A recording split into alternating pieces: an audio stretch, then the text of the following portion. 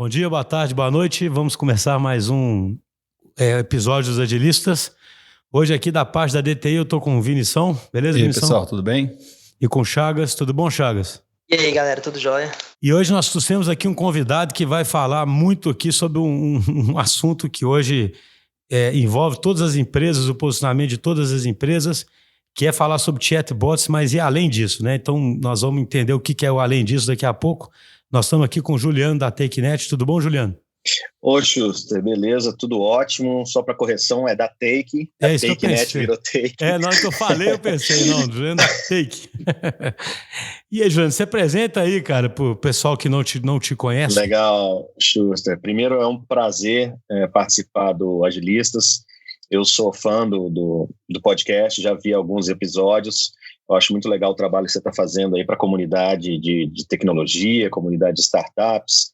É um movimento muito bacana. Tenho certeza que muita gente acompanha e que traz muito benefício para toda a nossa comunidade. Vamos lá, meu nome é Juliano Braz, eu sou sócio da Take. A Take é uma empresa que foi fundada em 99, eu me tornei sócio em 2004.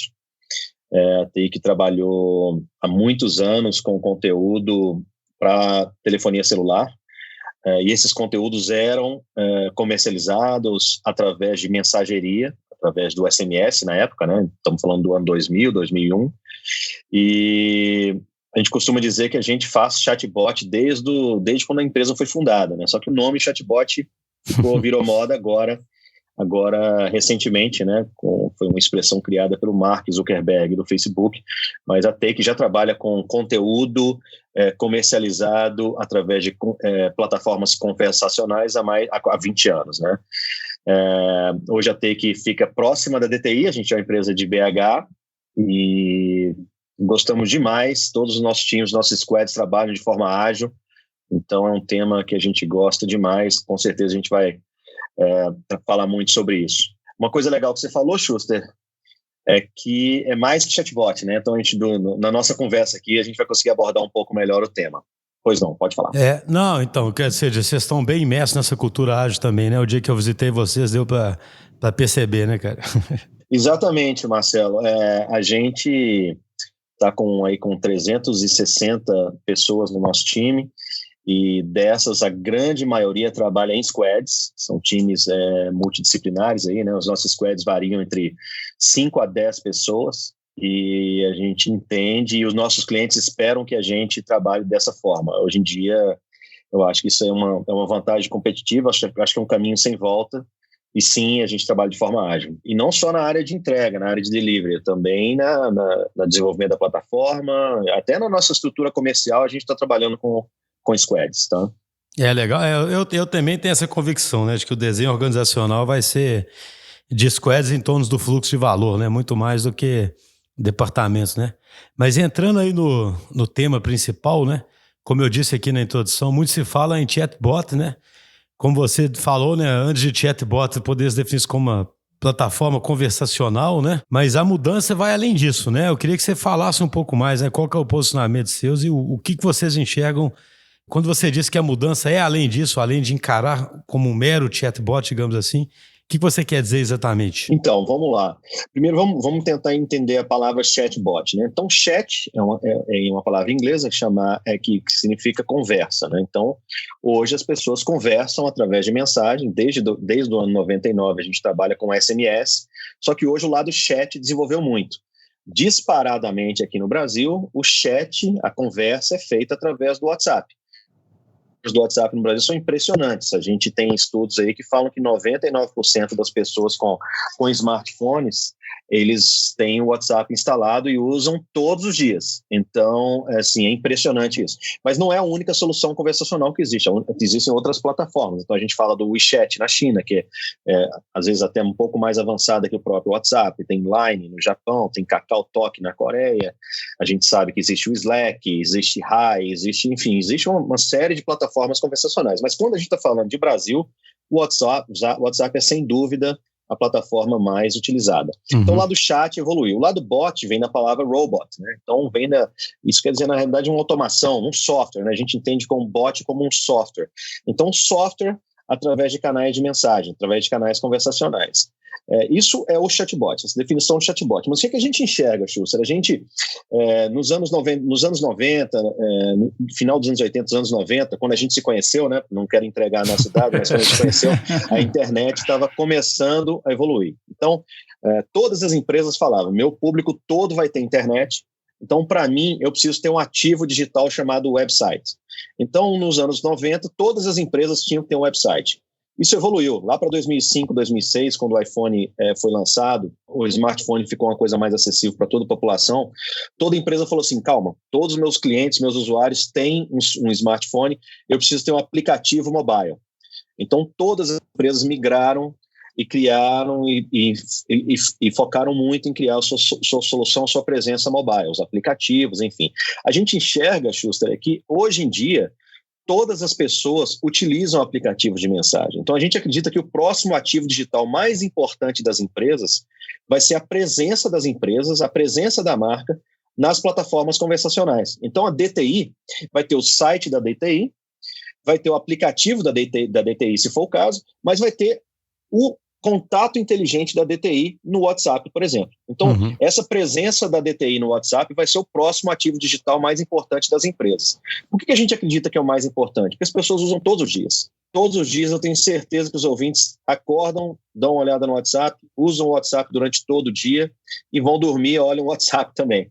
Nós, por exemplo, Schuster, a gente marcou essa conversa, esse podcast, todo através de mensagem. A gente não se falou nenhuma vez. A gente trocou mensagens, algumas 10, 20 mensagens através do WhatsApp, e aqui estamos, dessa vez remotamente, né, graças ao coronavírus, mas a gente está conversando e conseguiu marcar um podcast somente para uma interface conversacional. Então, todo o mundo, todas as pessoas, todos os usuários, todos os seus clientes, todos os seus funcionários, colaboradores, utilizam o WhatsApp. Então, a presença das marcas no WhatsApp vai ser fundamental.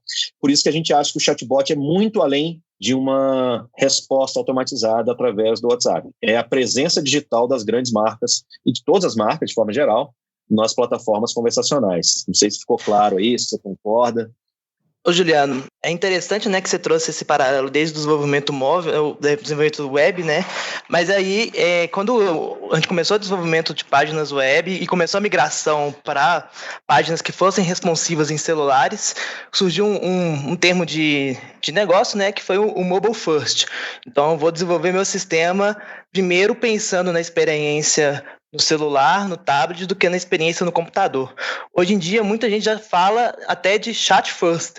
Eu vou estar desenvolvendo meu sistema pensando primeiro na experiência conversacional e depois pensar em como que ela expande e evolui para os outros paradigmas. Perfeito comentário. Isso aí tangibiliza exatamente a visão da nossa empresa. A nossa empresa hoje está 100% focada na criação de contatos inteligentes para as empresas. Justamente, empresas que são criadas. A gente tem um dos clientes que é uma conta, é um exemplo só para ilustrar, mas é uma conta através do WhatsApp. O cliente, como a gente tem bancos digitais que só tem um aplicativo no celular, já existem empresas que são só o contato no WhatsApp, de vários segmentos, inclusive. Ô Juliano, você falou sobre essa dominância aí, né, que é esperada, como sendo, né, o primeiro canal de contato. Vocês esperam, assim, no julgamento, na expectativa de vocês esperam que isso aconteça no horizonte aí, tipo assim, isso é coisa de 1 ano ou é uma coisa de 5, 10 anos aí? Como é que vocês enxergam isso? Então, Vinícius, a gente acredita que é uma coisa no curto prazo, porque vamos jogar para o mundo real. O que está acontecendo essa semana? A gente está trabalhando remotamente por causa do coronavírus. O que tem acontecido muito com os nossos clientes? Os nossos clientes estão falando que eles não estão dando conta de atender as pessoas através de voz. Eles precisam evoluir e aumentar a capacidade deles atenderem as pessoas através de mensagens. Por quê?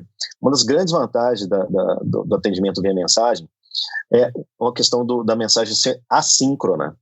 Então, eu mando uma mensagem, eu espero que a empresa me responda imediatamente, mas eu não necessariamente tenho que estar com o telefone na minha orelha para falar com a pessoa, com a marca. Eu posso responder a hora que for mais conveniente para mim. Então, existe uma mudança cultural. As pessoas hoje preferem se comunicar através de mensagem do que ficar pendurado no telefone através de voz. Eu, por exemplo, não atendo mais uma ligação de número não reconhecido.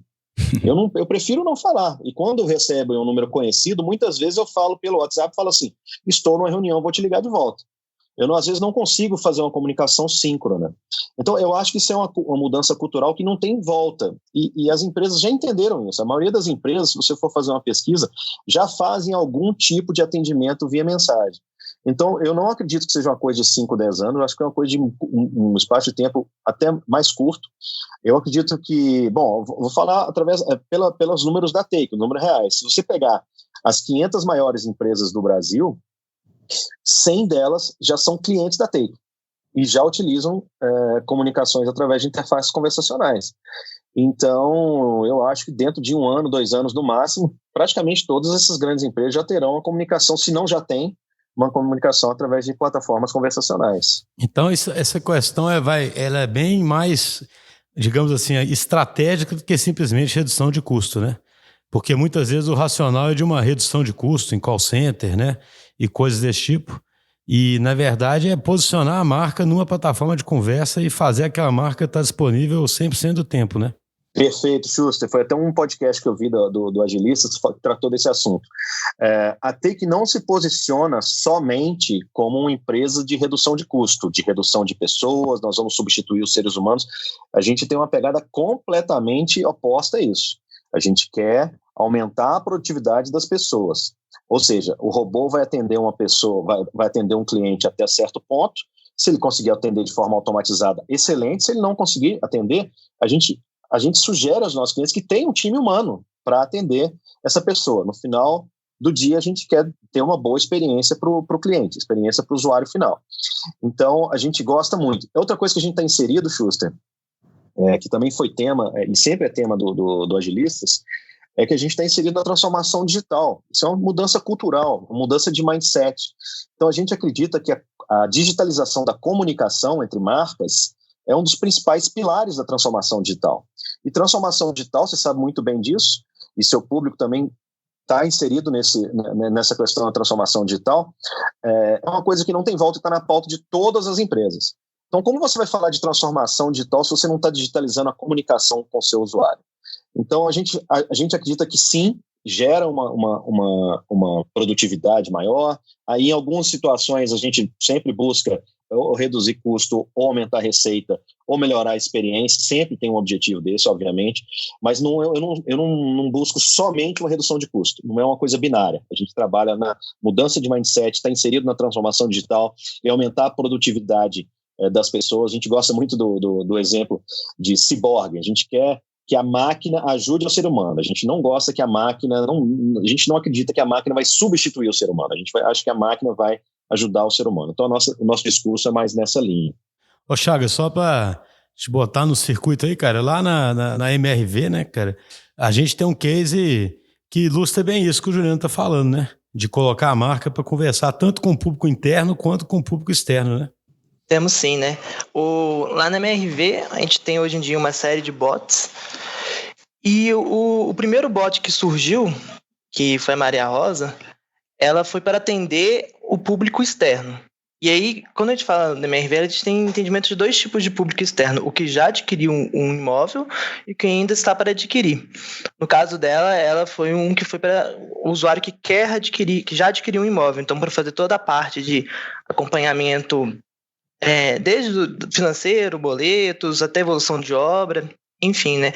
E aí é interessante, fazendo um gancho com o que o Jean falou, o objetivo do bot, é lógico, houve uma questão fundamental de redução de pessoal, mas o objetivo dele era entregar com uma qualidade para aquele cliente coisas que às vezes demoravam muito, tipo um boleto, gerar uma segunda via, baixar o PDF. Então, o cliente hoje em dia ele consegue fazer tudo isso sem sair da experiência da conversação. Então, ele não precisa clicar no link que vai abrir uma nova janela, que aí ele vai baixar o arquivo. Então, através do próprio chat, ele tem toda essa experiência ali. Uhum. E eu acho, pegando esse case, eu acho que ele é muito interessante, não só pelo sentido de mudar a experiência do cliente, mas como que isso conversa com o tema do podcast geral, né, os agilistas com agilidade.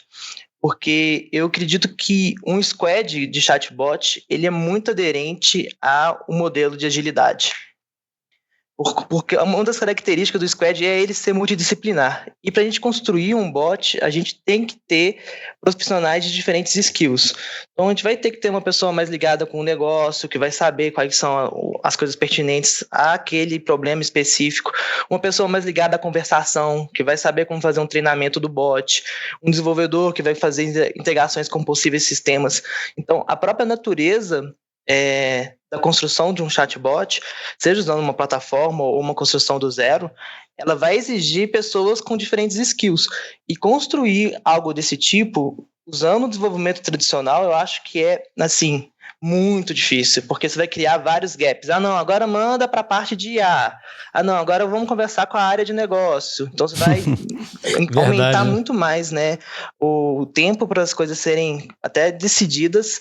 Então, eu acho que, não sei se o Juliano concorda, eu acho que o problema de construir soluções conversacionais, ele é muito aderente à agilidade, assim. A gente não conhece outro modelo melhor, mas até hoje, então, o melhor para poder construir bots seria um modelo ágil também. Perfeito, Chagas. Se eu puder colaborar um pouquinho, eu concordo plenamente com o que você falou. Uma das diferenças fundamentais no chatbot em um aplicativo mobile, por exemplo, é que o aplicativo mobile roda no client, roda no telefone da pessoa. A pessoa tem que abaixar o aplicativo. O bot roda no servidor. O que isso significa na prática?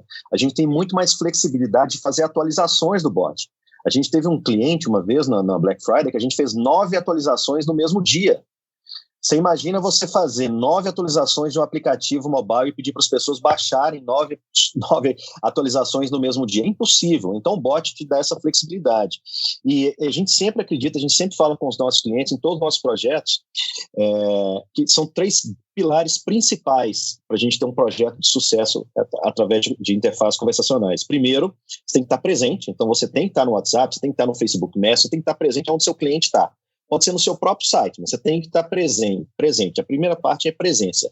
E a segunda coisa é o que a gente chama de software mindset, que é exatamente o moto, né? O principal tema dos agilistas. O software mindset que a gente fala é você ter short feedback loop, fazer ciclos curtos, você entregar rápido, interagir rápido com o seu usuário, o seu próprio usuário vai te falar o que ele precisa, o que ele não precisa, o que está funcionando, o que não está funcionando, que eu acho que a base é o pilar fundamental do tema dos agilistas. E o terceiro é a evolução constante.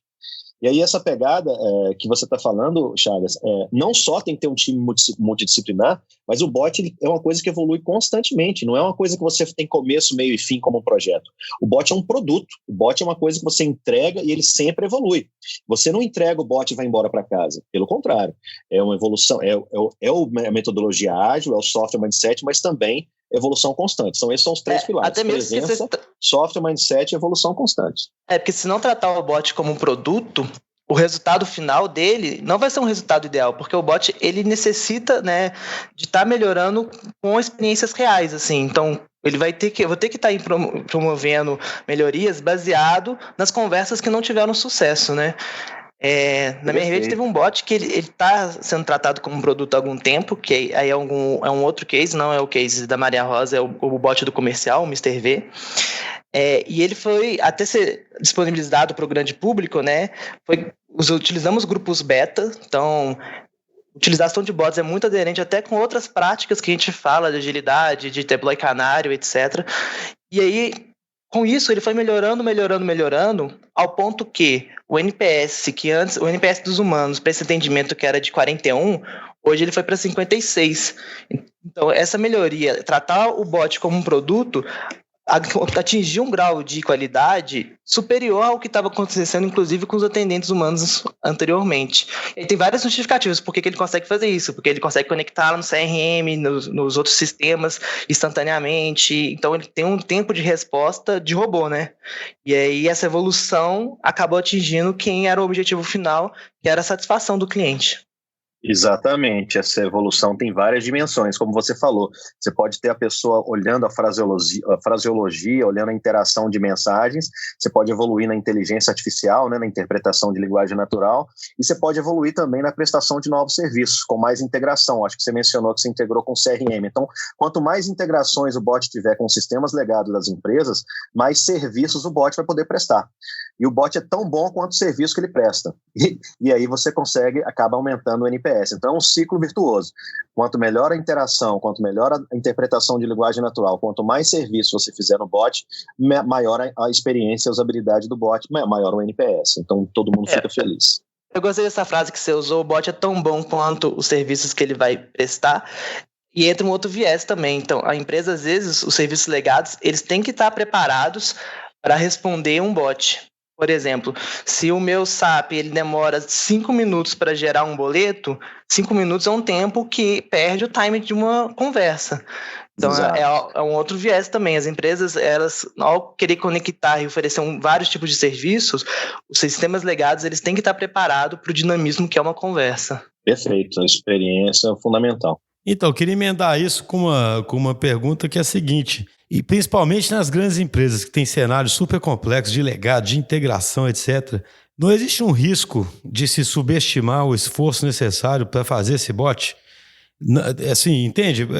Não existe um risco, primeiro, de se pensar em curto prazo demais e botar alguma coisa que até responde algumas perguntas, mas não provê um menu de serviço muito grande, igual você comentou, que é o principal, ou acreditar que é uma iniciativa temporária? Como é que você tem observado isso no mercado, Juliano? Ô, Schuster, é um ponto super importante, é até uma discussão que nós tivemos aí na última vez que a gente encontrou. A gente tem muita dificuldade, e isso aí eu até agradeço o Agilistas por estar mudando o mindset das empresas, porque algumas empresas ainda trabalham da forma antiga, da forma tradicional de escopo fechado, né? Eu quero que o bot faça 1, 2, 3 e 4 e eu quero que você me entregue isso em 22 dias e 5 horas. E a coisa não funciona assim. A gente tem que trabalhar com alocação de time. Daí você pode explicar exatamente aí, Xuxa, que é o seu negócio, como que se trabalha isso. Porque o mindset das pessoas, das empresas, tem que evoluir. Tem que evoluir, porque o bot não é um escopo fechado, não é um projeto com começo, meio e fim. E as experiências que a gente tem, Xuxa, nós temos hoje um pouco mais de 400 clientes, e de grandes empresas menores também, mas a maioria das grandes empresas, grandes bancos, operadores de telecomunicação, locadores de automóveis, seguradoras, enfim, todos os segmentos trabalham com a Take, e as melhores experiências que a gente tem são as empresas que conseguem contratar de forma ágil. É um time de compras, né, os suprimentos que tem mindset ágil. Então, nós vamos alocar um time, a gente vai trabalhar com todas as metodologias, eu lembro que você me contou de OKRs, então a gente vai definir as grandes metas, a gente vai definir a direção, e como que o time chega lá, quais são os sprints, isso aí o time vai definir, um time multidisciplinar, o squad, a gente gosta de chamar de célula digital lá na Take, mas são os famosos squads, esse time que vai definir o roadmap, vai definir os sprints, vai definir a velocidade isso vai ser entregue, e sempre baseado na interação com o usuário. Então, um dos pilares fundamentais é quando um cliente chega com o escopo fechado. Meu bot vai mandar a segunda via e eu quero que isso seja feito em 45 dias, e às vezes a integração não está pronta, a API não está pronta, igual o Chaves falou. Então, você tocou num ponto importante. O mindset do cliente também tem que ser ágil. Não é só a DTI, não é só a Take que tem que pensar de forma ágil. O nosso cliente tem que ter essa maturidade também. A gente trabalha em duas dimensões, Schuster, a gente gosta de falar. O nosso bot tem que evoluir, então o bot começa, às vezes, fazendo só atendimento humano mesmo, uma coisa bem simples, só um transbordo, a pessoa vai lá e atende, depois vai fazendo novas integrações, vai melhorando a inteligência artificial, enfim, o bot vai evoluindo, mas o cliente também evolui. O cliente, às vezes, começa com um projeto que é um piloto, depois é um projeto de escopo fechado, depois o cliente entende, fala assim, não, eu tenho que fazer um time, às vezes um time híbrido, né, com pessoas do meu time, pessoas do time da Take, a gente junta esse time e é um time evolutivo, é um time que trabalha por alocação e não por escopo fechado. Então, enfim, eu acho que é um ponto fundamental. E o Agilistas ajuda muito a gente nesse sentido. Não, e acho curioso, né? Porque se o cliente entende que esse vai ser um dos principais ativos dele, né, inclusive de diferenciação, ele tem que encarar isso como uma frente contínua, né? Que é o que a gente... Os nossos squads com os nossos clientes, eles estão atrás de resultados para o negócio de forma contínua e um desafio de longo prazo, né? E muitas vezes um chat seria parte desse desafio, né? Então fala assim, se o cara partir do mindset que ele comprou um chatbot num dado momento, ele corre o risco de pensar numa função ou só num serviço e num escopo fechado, né? Se ele pensar que ele está comprando resultado na conversação, ele muda o mindset dele para um mindset de evolução contínua e times que buscam resultados. Né? Eu acredito que esse que é o ponto. E essa que é a nossa luta diária, inclusive. Tem uma coisa que no chatbot ajuda um pouco nesse processo, é que normalmente a entrega mínima dele já dá muito valor. Então, por exemplo, vou desenvolver a primeira versão do bot, ele vai simplesmente responder um FAQ. Então é só uma interface de conversa mesmo, respondendo um FAQ já pré-definido. Essa entrega, às vezes, ela já vai ser revolucionária em certo ponto. Ela já vai entregar um valor muito grande. Então, você consegue convencer um cliente, não, vamos trabalhar de forma ágil, a primeira entrega minha vai ser essa daqui. Porque essa primeira entrega ele já vai enxergar um valor muito grande nisso. E aí, a partir disso, ele entende que pode haver um crescimento. Vou conectar com outros sistemas, ele vai ser uma coisa mais ativa, enfim, vou conectar com o telefone. Mas o chatbot ele tem uma facilidade nesse sentido, porque ele consegue se vender muito bem com a versão inicial dele. Ele dispara o ciclo virtuoso mais fácil, né?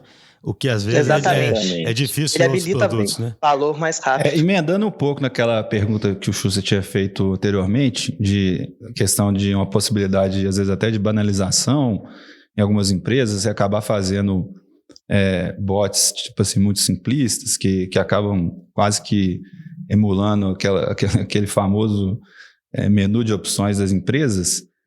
Vocês enxergam que a gente está num cenário bem mais avançado que isso aí? Vocês enxergariam, por exemplo, que a gente já está se aproximando, né? Tipo aquele filme lá do Iron Man, do Jarvis lá, que é o assistente.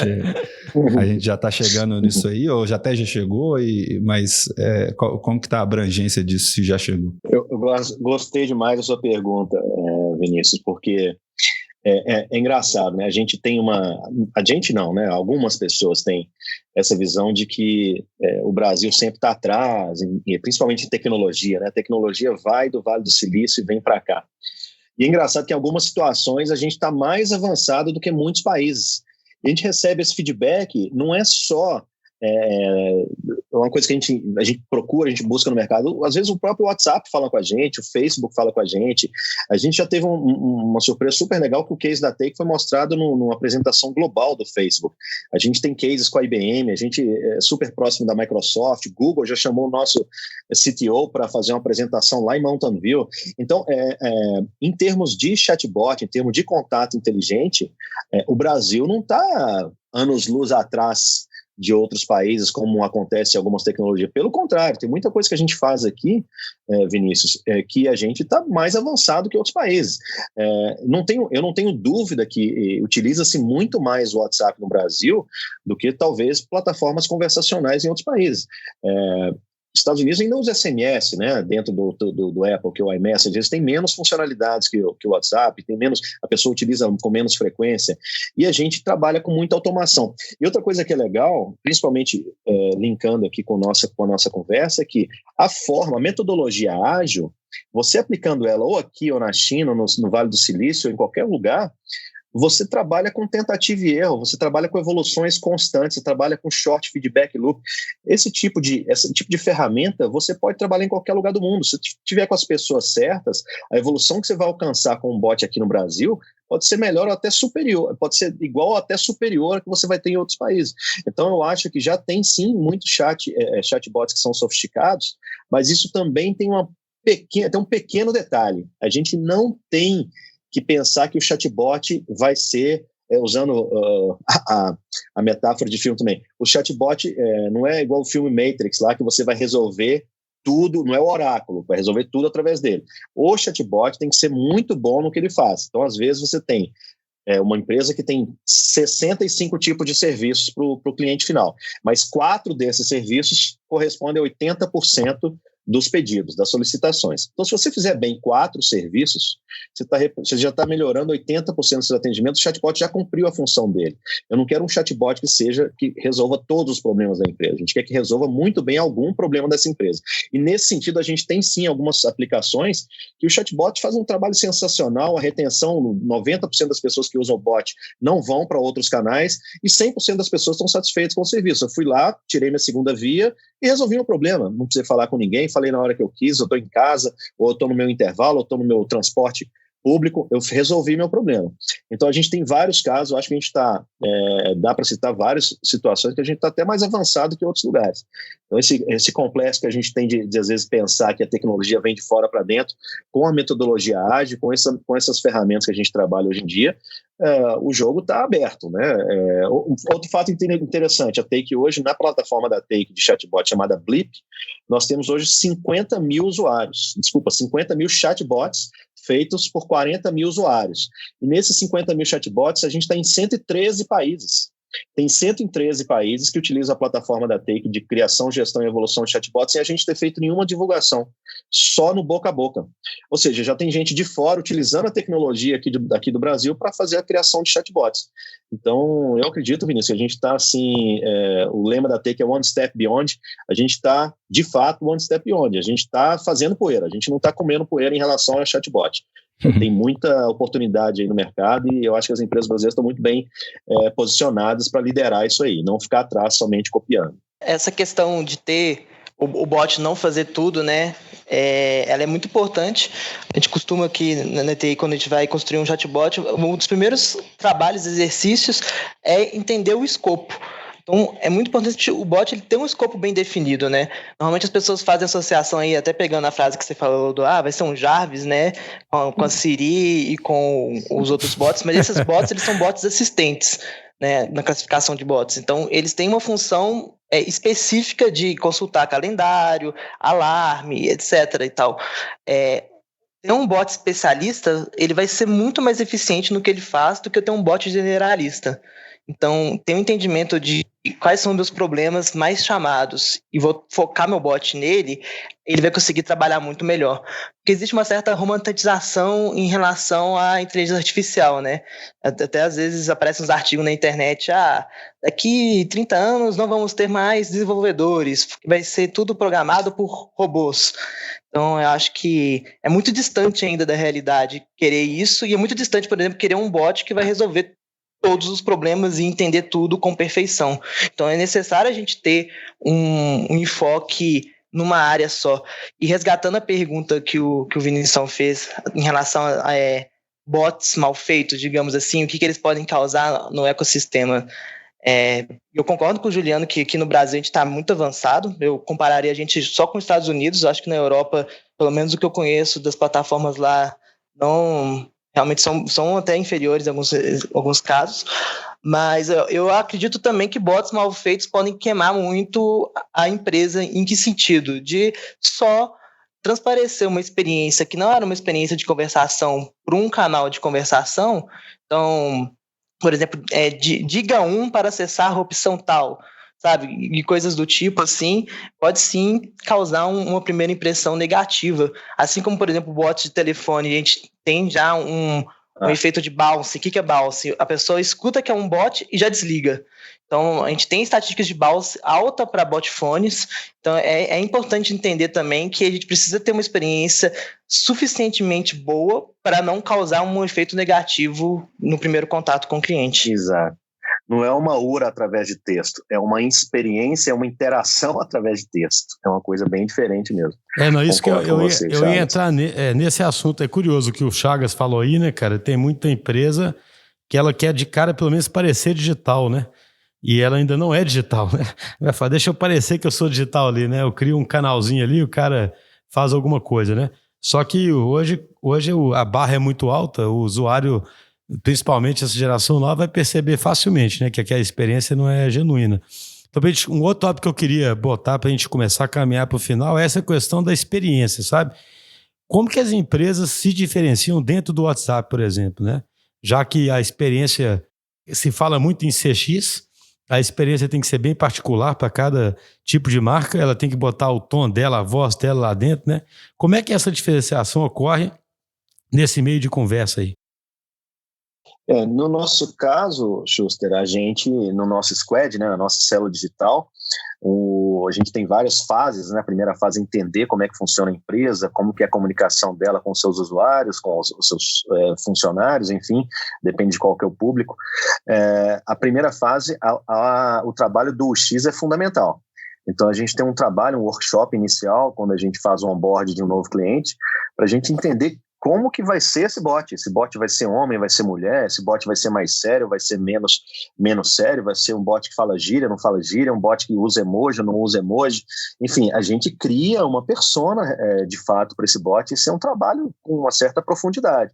Igual o Chagas falou, a gente não pode correr o risco de queimar a imagem da empresa. A gente tem que fazer uma representação da empresa num aplicativo de mensagem. Então hoje a Magazine Luiza tem um avatar dela super famoso, a Vivo tem a Vivi, enfim, tem vários, a própria Siri, que foi mencionado, viram entidades, representam uma marca dentro de um aplicativo. Então uma parte fundamental do trabalho inicial do onboarding de um novo contato inteligente é como que vai ser essa persona, como que essa marca vai se representar, vai se apresentar na frente do público dela.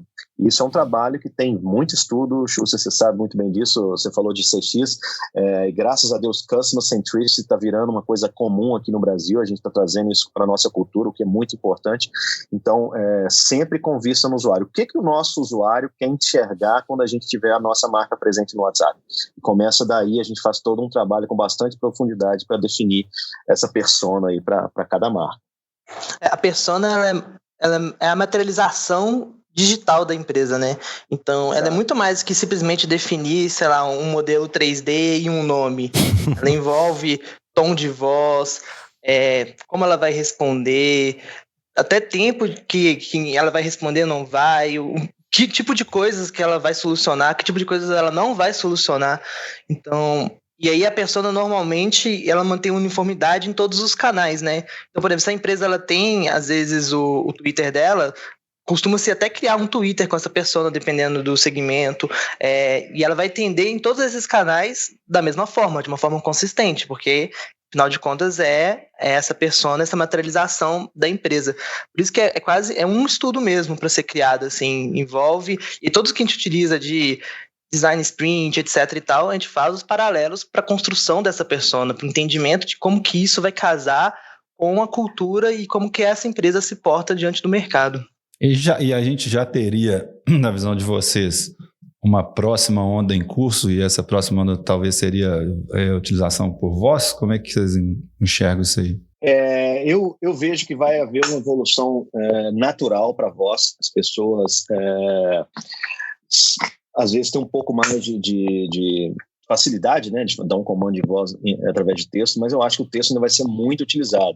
Na realidade, Vinícius, para a gente, a voz, se você usou uma API de speech to text, a pessoa entendendo o que a pessoa fala, e você transformando isso em texto, você consegue trabalhar da mesma forma que a gente está falando aqui. Um dos problemas de voz é o seguinte: se você vê um áudio do WhatsApp, imagina uma pessoa falando com a empresa: oi, tudo bem? Meu nome é Juliano, eu estou querendo minha segunda via de conta, mas sabe por quê? Porque ontem eu estava indo para a casa do meu pai e perdi minha boleta, então eu queria ver se dá para tirar essa boleta aqui através desse assistente virtual, porque eu preciso pagar essa conta amanhã. Imagina a gente ter que interpretar uma voz como essa, transformar isso em texto para o robô entender. E quando você fala de texto, em forma de texto, você fala assim: preciso da segunda via de boleto.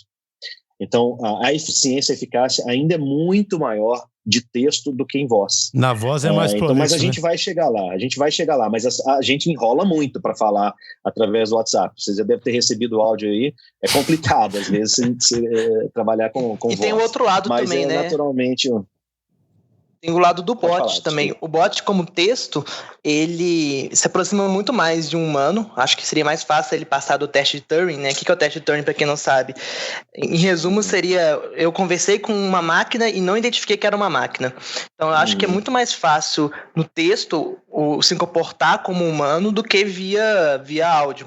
Por mais que as tecnologias estejam evoluindo numa velocidade absurda, eu acho que a gente ainda está distante de conseguir enganar um ser humano completamente, apesar que esse não é o objetivo, né? Ter uma experiência de conversa transparente, mas via áudio. Ô Chagas, uma reunião intertribos que vocês fizeram aqui, vocês falaram que o pessoal costuma às vezes até ficar chorando as mágoas, né, com o bot. Sim, tem muito disso, das pessoas começam a falar da família, conversar sobre outros assuntos. Um caso muito interessante que a gente tem, né, teve lá na MRV com o bot do comercial, foi quando um outro bot ligou pro bot. Esse bot é um bot de áudio, né? E aí eles bateram um papo lá, era um bot de cobrança que tava cobrando do bot, e eles continuaram a ter uma conversa sem pé nem cabeça. Mas assim, voltando, legal, as pessoas realmente... pode dizer. Não, só para lembrar, gostei do exemplo do Vinícius, a gente tem casos de uso com a clínica de oncologia, então o bot, a função principal do bot é, depois de um tratamento, a pessoa fala, você está se sentindo bem, está com algum sintoma, enfim, faça isso. Mais uma vez, não estamos substituindo o médico, a gente está simplesmente entendendo se é necessária a presença de um médico. Mas a gente vê que o bot acaba ficando um amigo da pessoa, né? Tem bots que agradecem, tem pessoas que agradecem o bot, meu Deus, que bom, você finalmente conseguiu me falar um negócio, resolver um problema sério que a gente tinha. E só um caso de uso que está super recente, né? A gente está na semana aí do fechamento de várias cidades por causa do coronavírus. Vários dos nossos clientes que tinham caso de uso para o público externo estão criando novos bots para ser um canal de comunicação, às vezes com o público interno dele ou também com o público externo nessa situação de coronavírus. Então, o bot, né, o canal bot, né, o contato inteligente, está tendo uma função muito mais importante do que a função original que ele foi criado. Então, hoje, tem vários clientes nossos que estão nos pedindo ajuda, falando assim, pessoal, eu preciso mudar um pouquinho do meu bot, agora eu preciso fazer uma comunicação interna da direcionamento para a questão do coronavírus. Então, o bot e o canal é super importante para engajamento, atendimento, venda, mas também para questões humanitárias. Então, a ideia é resolver o problema, independente de qual que seja o desafio, utilizar a metodologia ágil para entender bem o problema e resolver esse problema. É basicamente essa ideia. O bot é apenas um canal adicional. Eu acho, uma coisa que eu gosto de falar também, é entender que tem problemas que não são para bot. Vou dar um exemplo até em relação ao coronavírus, né? Estava conversando com a minha tia ontem, ela é psicóloga, e ela estava, à medida do possível, tentando fazer alguns atendimentos sem robô. Ela fazia atendimento via Skype, enfim, remotamente. Só que não tem a mesma efetividade, sabe? Ela mesma estava contando, assim, que não é a mesma coisa. E isso eu tô falando de um humano conversando com outro humano, só que utilizando a plataforma remota. Então, assim, de fato tem problemas que a gente entende que não são para os bots resolverem. E é preciso ter esse entendimento também para a gente não jogar nas costas de um bot algo que ele não vai conseguir fazer com excelência. Excelente ponto, Chagas. A gente fala lá na Take o seguinte, o chatbot é um bom martelo, mas nem tudo é um prego. Então, o chatbot serve para muita coisa, mas não para tudo. Boa ilustração aí. Vou usar essa metáfora, porque eu gastei 2 parágrafos para dizer exatamente isso aí. Ô, pessoal, beleza, a conversa está excelente. Acho que ficou muito claro que a iniciativa é estratégica, que ela é um elemento fundamental da transformação digital, que ela exige um viés de evolução contínua, né? E encarar como uma frente que vai gerando valor e posicionando melhor a empresa. Queria agradecer aí ao Juliano e com certeza teremos outros papos aí no futuro. Muito obrigado, Xuxa. É um prazer, conte sempre com a gente. Eu fico muito feliz, a gente está... A Take, a DTI, fica no mesmo quarteirão aqui em Belo Horizonte, na Savassi, para quem conhece. Eu fico feliz demais de andar na Savassi numa tarde normal assim e ver várias pessoas com os crachás da DTI e da Take. Acho que você faz um trabalho muito bacana para a comunidade, para o ecossistema, DTI, eu sou fã da DTI, sou muito fã dos agilistas, continuo fazendo esse trabalho de vocês que é fundamental e ajuda demais toda a nossa indústria e nossa cidade, nosso país, enfim. Um grande abraço a todos os ouvintes aí também, Vinícius, Chagas, Schuster, um prazer. Pode contar comigo sempre. Obrigado aí pela participação aí. Falou, então, abração, Chagas. Abração, gente. Até a próxima. Até mais, valeu.